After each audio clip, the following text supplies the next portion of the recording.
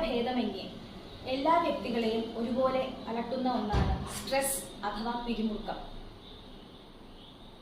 ഇന്ന് പല വ്യക്തികളിലും കണ്ടുവരുന്ന ഒരു ശീലമാണ് ബ്രക്സിസം അഥവാ പല്ല് കടിക്കുന്ന ശീലം.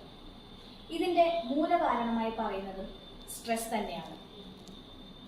സ്ട്രെസ് മാനേജ് ചെയ്യാൻ വളരെയധികം ഹെൽപ്ഫുൾ ആയിട്ടുള്ള ഒന്നാണ് യോഗ പ്രാക്ടീസ്, അതോടൊപ്പം തന്നെ പ്രാണായാമം ചെയ്യുക എന്നതെല്ലാം.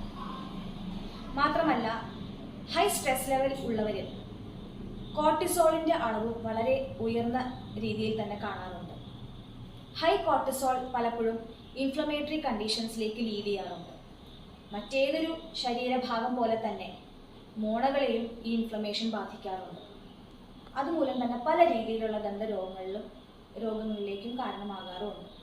അപ്പോൾ ഇതിനെ കൺട്രോൾ ചെയ്യാനും കൃത്യമായ യോഗാഭ്യാസം വളരെയധികം ഹെൽപ്ഫുൾ ആണ്. മാത്രമല്ല, നമ്മുടെ ച്യൂവിങ് അഥവാ നമ്മുടെ ചവയ്ക്കുന്ന രീതികളെ എല്ലാം കൺട്രോൾ ചെയ്യുന്നത് നമ്മുടെ കഴുത്തിന് മുകളിലോട്ടുള്ള മസിൽസും മറ്റ് ജോയിൻസുമാണ്. അപ്പോൾ ചില പ്രത്യേക രീതിയിലുള്ള യോഗ ടെക്നിക്കുകൾ നല്ല രീതിയിൽ ബ്ലഡ് സർക്കുലേഷൻ കൂട്ടുവാനും ഈ മസിൽസിലേക്കും മറ്റു ഭാഗങ്ങളിലേക്കുമുള്ള ബ്ലഡ് സർക്കുലേഷൻ കൂട്ടുവാനും അതുമൂലം ആ മസിലുകളെ ഹെൽത്തി ആയിട്ട് മെയിൻറ്റെയിൻ ചെയ്യുവാനും നമ്മളെ സഹായിക്കാറുണ്ട്. പോസ്ചർ കറക്ഷനും യോഗ വഴി നമുക്ക് കിട്ടുന്ന മറ്റൊരു ബെനിഫിറ്റാണ്.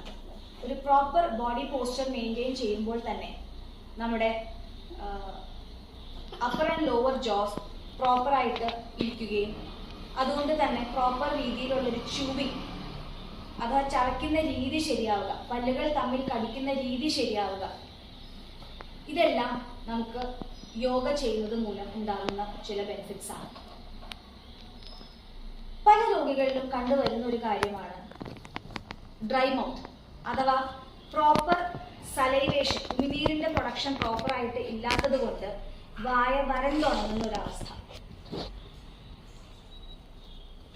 ഇത് മാറ്റുവാൻ, നമ്മുടെ സലൈവറി ഗ്ലാൻഡ്സിനെ ഉത്തേജിപ്പിക്കുവാൻ, സലൈവ പ്രൊഡക്ഷൻ വീണ്ടെടുക്കുവാനായിട്ട്, അതിനെ കൂട്ടുവാനായിട്ട് വളരെയധികം ഹെൽപ്ഫുൾ ആകുന്ന രീതിയിലുള്ള പല യോഗ ടെക്നിക്കുകളും നമുക്കുണ്ട്.